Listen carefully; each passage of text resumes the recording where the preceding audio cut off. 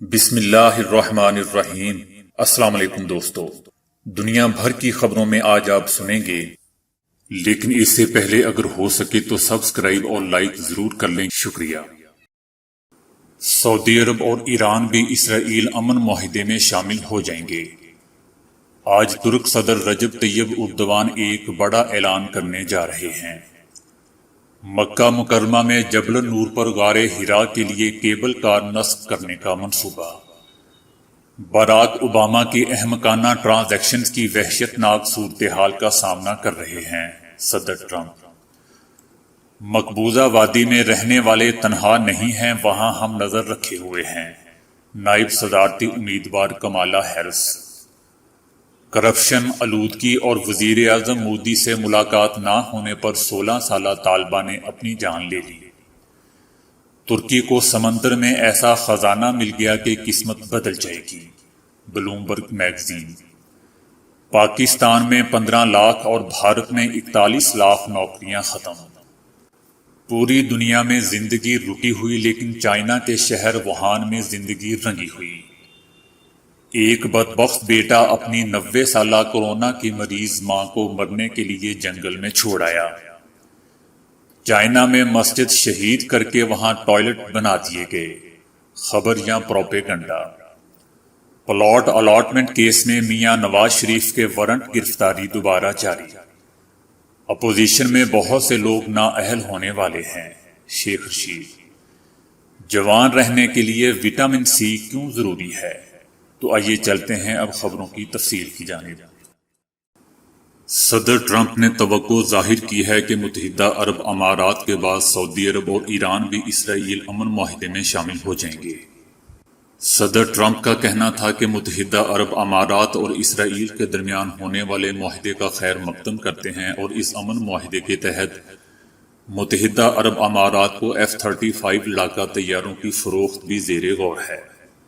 ایک صحافی کی جانب سے سوال پوچھا گیا کہ کیا متحدہ عرب امارات کے بعد سعودی عرب بھی اسرائیل کے ساتھ تعلقات بحال کر دے گا، جس پر صدر کا جواب تھا کہ میرا خیال ہے کہ سعودی عرب بھی اس معاہدے میں شامل ہو جائے گا۔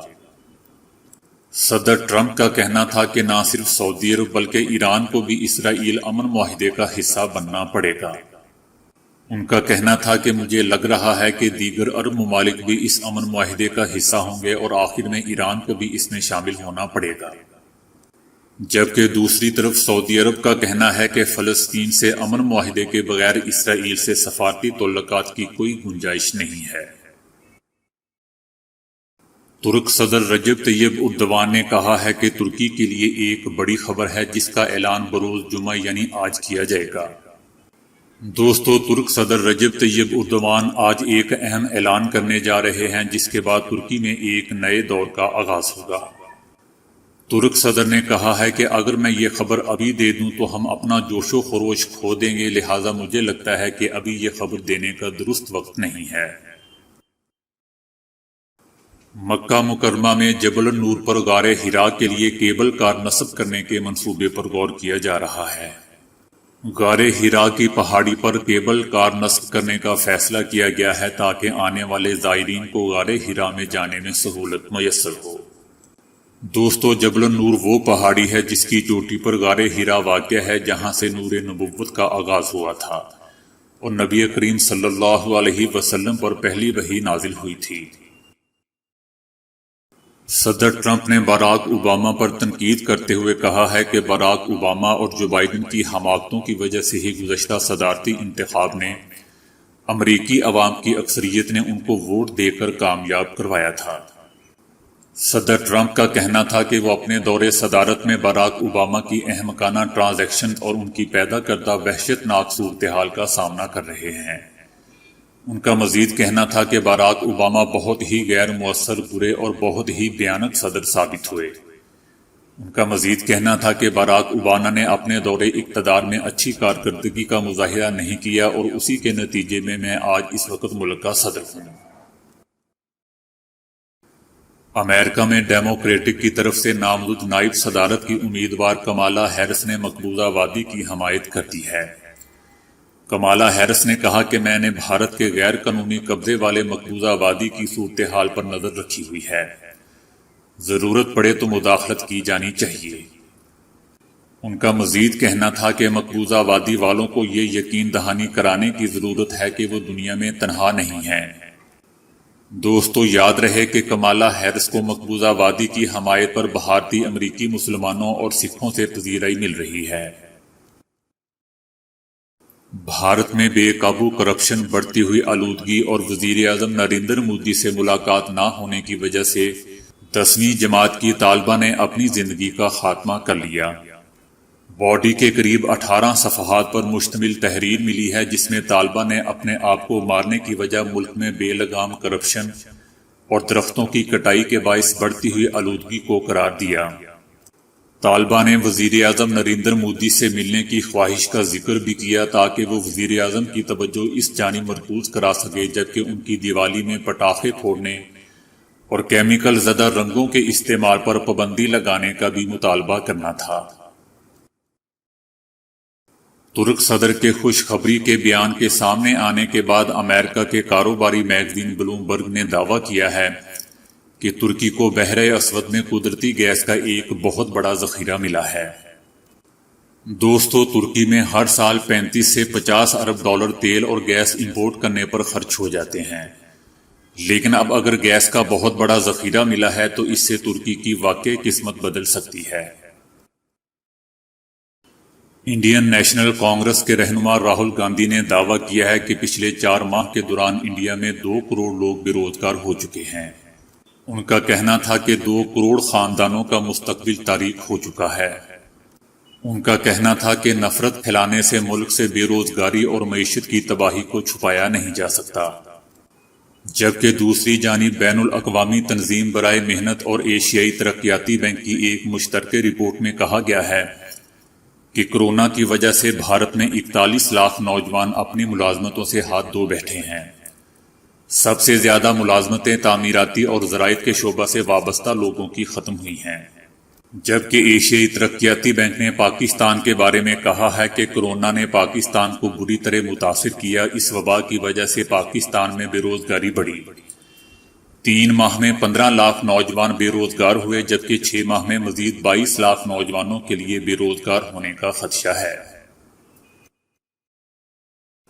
کورونا چائنا کے شہر ووہان سے پھیلا، جس نے اب پوری دنیا کو مصیبت میں ڈال رکھا ہے، لیکن خود ووہان میں کورونا کے بعد زندگی کیسی ہے، آئیے دیکھتے ہیں۔ NBC نیوز کے مطابق ووہان میں بڑی بڑی پول پارٹیاں کی جا رہی ہیں جن میں ہزاروں لوگ شرکت کر رہے ہیں۔ دنیا ووہان سے پھیلنے والے کورونا کے باعث سماجی فاصلے کی پابندی پر کاربند ہے، لیکن ووہان میں ہونے والی ان پارٹیوں میں اس قدر رش دیکھنے کو مل رہا ہے کہ ان بڑے بڑے پولز میں تل دھرنے کو جگہ نہیں ہوتی۔ پول کے باہر DJ گانے بجا رہا ہوتا ہے اور لوگ ان کی دھن پر رقص کر رہے ہوتے ہیں۔ بتایا گیا ہے کہ اس طرح کی پارٹیوں میں شرکت کے لیے لوگوں کو WeChat پر اپائنٹمنٹ لینی پڑتی ہے اور بتانا پڑتا ہے کہ وہ ایسے علاقے کے رہائشی ہیں جہاں کورونا موجود نہیں ہے۔ بھارت میں ایک بدبخت بیٹا اپنی 90 سالہ کورونا کی مریض ماں کو مرنے کے لیے جنگل میں چھوڑ آیا۔ بھارتی میڈیا کے مطابق یہ انسانیت سوز واقعہ بھارتی ریاست مہاراشٹر کے شہر اورنگ آباد کے نواحی علاقے میں پیش آیا، جہاں یہ خاتون نیم مردہ حالت میں جنگل میں پڑی محکمہ جنگلات کے اہلکاروں کو ملی اور انہوں نے اسے فوری طور پر ہاسپٹل میں پہنچایا۔ ہاسپٹل میں ہوش میں آنے کے بعد خاتون نے بتایا کہ مجھ میں کورونا کی تشخیص ہوئی تھی، جس پر اس کا بیٹا اسے اٹھا کر جنگل میں پھینک گیا۔ پولیس نے خاتون کے بیٹے کے خلاف مقدمہ درج کر کے اس کی تلاش شروع کر دی ہے۔ پولیس کے مطابق خاتون 1 گھنٹے تک جنگل میں لاوارث پڑی رہی، تاہم وہ خوش قسمت تھی کہ محکمہ جنگلات کے اہلکاروں کی نظر اس پر پڑ گئی اور وہ اسے ہاسپٹل لے آئے۔ چائنا میں یغور مسلمانوں پر ظلم و تشدد کی خبریں گاہے بگاہے آتی رہتی ہیں۔ اب وہاں سے ایک ایسا مبینہ دعویٰ سامنے آ گیا ہے کہ سن کر ہر مسلمان کا دل دکھی ہو جائے گا۔ چینی حکومت نے سنگیانگ صوبے میں ایک مسجد کو گرا کر اس کی جگہ پبلک ٹوائلٹ بنا دیے ہیں۔ یہ مسجد سکیانگ کے علاقے آتوش میں واقع قصبے سنتاغ میں واقع تھی، جسے 2018 میں گرا دیا گیا اور 2 سال بعد اب وہاں پبلک ٹوائلٹ تعمیر کر دیے گئے ہیں۔ اس علاقے کی سیٹلائٹ سے حاصل کردہ تصاویر میں دیکھا جا سکتا ہے کہ 2018 میں اس جگہ پر مسجد موجود تھی اور اب وہاں مسجد کی جگہ مبینہ طور پر ٹوائلٹ بنائے جا چکے ہیں، تاہم اب تک انہیں شہریوں کے لیے کھولا نہیں گیا ہے۔ یگور کمیٹی کے سربراہ کا کہنا تھا کہ اس علاقے میں پبلک ٹوائلٹس کی ضرورت بھی نہیں تھی کیونکہ لوگوں کے گھروں میں ٹوائلٹ موجود ہیں، اس کے باوجود حکومت نے وہاں ٹوائلٹ بنا دیے ہیں۔ دوستو، اس سے پہلے چینی حکومت کی طرف سے مسلمانوں کے قبرستان ختم کر ڈالے اور قبروں پر بلڈوزر چلا دینے کی بھی خبریں آ چکی ہیں۔ اب خدا ہی جانے ان خبروں میں کتنی حقیقت ہے۔ اب ایک اور خبر یا پروپوگنڈا ہے کہ ہوتن شہر میں بھی ایک مسجد گرا کر اس کی جگہ انڈر گارمنٹس بنانے والی فیکٹری بنا دی گئی ہے۔ یگور ہیومن رائٹس کا کہنا ہے کہ ایک اندازے کے مطابق پچھلے 3 سال کے دوران چینی حکومت 10 سے 15 ہزار مساجد گرا چکی ہیں۔ پاکستان کی احتساب عدالت نے پلاٹ الاٹمنٹ کیس میں سابق وزیر اعظم نواز شریف کے وارنٹ گرفتاری دوبارہ جاری کر دیے ہیں۔ احتساب عدالت کے جج نے پولیس سے استفسار کیا کہ نواز شریف کی کیا اپڈیٹ ہیں۔ پولیس نے عدالت کو بتایا کہ ہم نواز شریف کے وارنٹ لے کر ان کی رہائش گاہ ماڈل ٹاؤن گئے تھے لیکن نواز شریف وہاں موجود نہیں تھے۔ جج نے پھر استفسار کیا کہ آپ کو صرف نواز شریف کی ایک ہی رہائش گاہ کا پتہ ہے؟ پولیس آفیسر نے بتایا کہ جاتی امرا کا بھی پتہ ہے لیکن ہم وہاں نہیں گئے۔ جج نے حکم دیا کہ آئندہ سماعت پر آپ کے متعلقہ سینئر آفیسر خود عدالت میں پیش ہوں۔ شیخ رشید احمد کا کہنا ہے کہ ہم ایشیا کے سب سے بڑے پروجیکٹ دینے جا رہے ہیں۔ ML1 کے ذریعے پاکستان ریلوے جدید دور میں داخل ہوگی۔ ان کا کہنا تھا کہ اس منصوبے کی تکمیل کے بعد کراچی سے لاہور تک کا سفر 8 گھنٹے میں طے ہوگا۔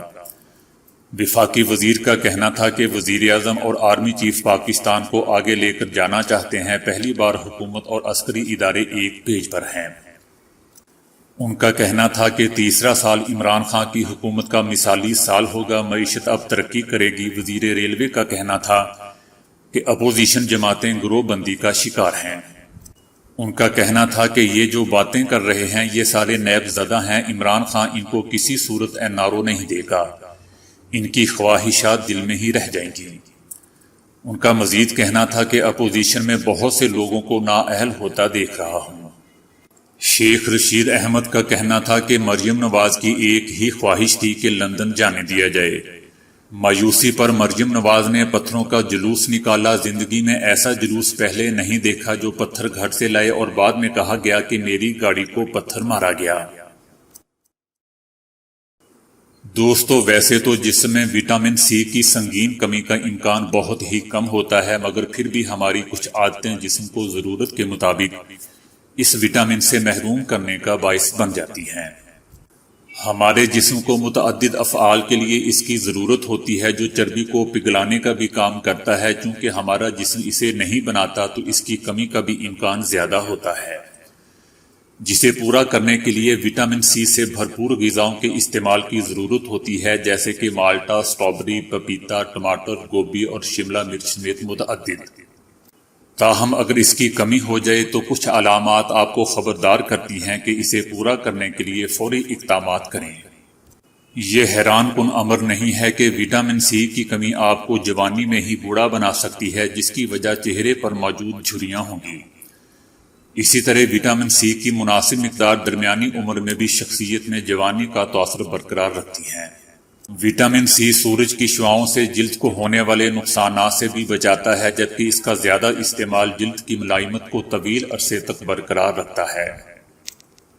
وٹامن سی کی شدید کمی کے نتیجے میں بالوں کی نشو و نما متاثر ہوتی ہے اور وہ عجیب طریقے سے نظر آنے لگتے ہیں، جو کہ بہت نازک اور آسانی سے ٹوٹ جاتے ہیں۔ اگر آپ کے بال ماضی میں گھنے تھے مگر اب نازک اور کمزور ہو چکے ہیں تو یہ وٹامن سی کی شدید کمی کا نتیجہ ہو سکتی ہے۔ اگر جسم میں وٹامن سی کی کمی ہو تو مسوڑھے سب سے زیادہ متاثر ہوتے ہیں، ان میں زیادہ خون بہنے لگتا ہے کیونکہ وٹامن سی زخم بھرنے میں مدد دیتا ہے۔ اسی طرح وٹامن سی میں موجود اینٹی آکسیڈنٹس مسوڑھوں کو سوجن سے بچاتے ہیں۔ دانتوں کے ارد گرد ایک جھلی ہوتی ہے جو کہ اسے مضبوط بنانے کا کام کرتی ہے۔ اس جھلی یا ٹشو کو وٹامن سی کی ضرورت ہوتی ہے تاکہ وہ صحت مند رہ سکیں۔ اس وٹامن کی کمی کے نتیجے میں دانت جوانی میں ہی ٹوٹ سکتے ہیں۔ ہر وقت تھکاوٹ متعدد امراض اور اجزاء کی کمی کی علامت ہو سکتی ہیں، مگر اس کے ساتھ اگر مزاج میں چڑچڑا پن بھی طاری ہو تو یہ وٹامن سی کی کمی کی نشانی ہو سکتا ہے۔ وٹامن سی جسمانی توانائی اور مزاج کو خوشگوار رکھنے میں اہم کردار ادا کرتا ہے۔ اس کے علاوہ اگر آپ کے ناخن نازک اور آسانی سے ٹوٹ جاتے ہیں تو یہ بھی وٹامن سی کی کمی کی نشانی ہو سکتا ہے۔ اس کے علاوہ دوستو، وٹامن سی کی کمی خون کی کمی کا باعث بھی بن سکتی ہے۔ تو دوستو، آج کے لیے اتنا ہی۔ ویڈیو کو لائک اور شیئر کرنے کا بہت بہت شکریہ۔